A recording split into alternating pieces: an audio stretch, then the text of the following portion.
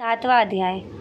ऋषि बोले, तब आज्ञा पाते ही चंड मुंड आदि दैत्य आयुधों से सुसज्जित होकर चतुरंगिनी सेना के साथ चल पड़े।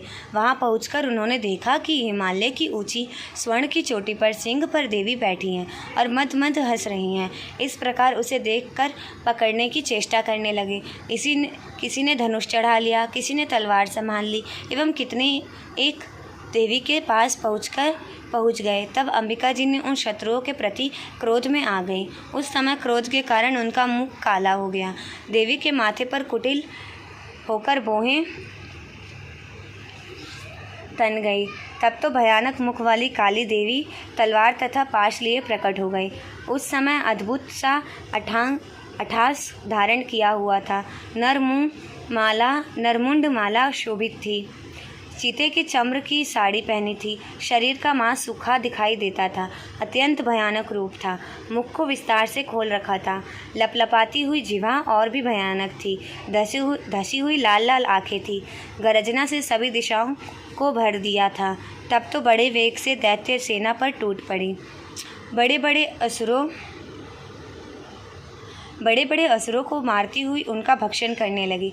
उन पार्श्व रक्षकों को, अंकुशधारियों को, महावत तथा योद्धाओं को, घंटों के साथ कितने हाथियों को एक ही साथ से पकड़कर मुख में डालने लगी।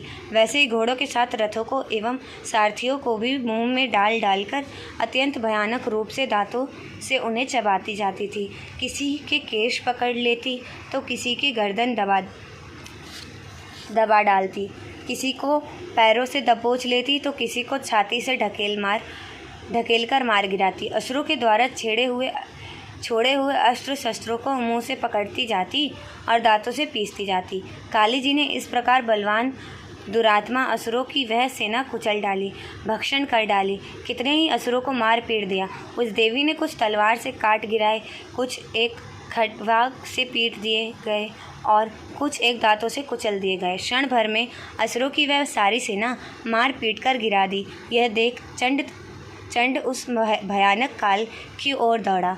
इधर महाअसुर मुंड ने भी महाभयंकर बाणों की वर्षा से एवं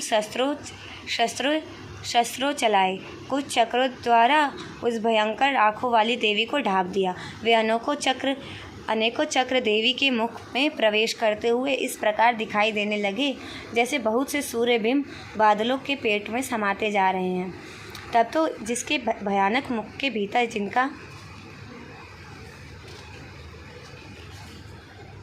देख सकना भी कठिन था, ऐसे दांतों के प्रकार से दमकती हुई अत्यंत क्रोध में आकर भयानक गर्जना करती हुई यह काली भीषण अट्टहास करने लगी। हूँ करती हुई बड़ी तलवार लिए देवी चंड पर कूद पड़ी। बहुत बड़ी तलवार लिए देवी चंड पर कूद पड़ी। उसे बालों से पकड़कर उस तलवार से झट चंड का सिर काट दिया।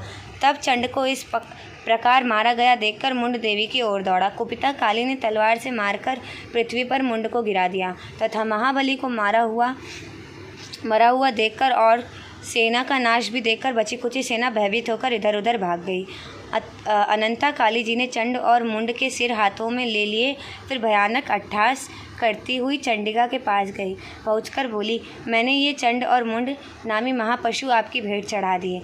अब तो युद्ध में शुभ और निशुंभ का आप स्वयं वध करना।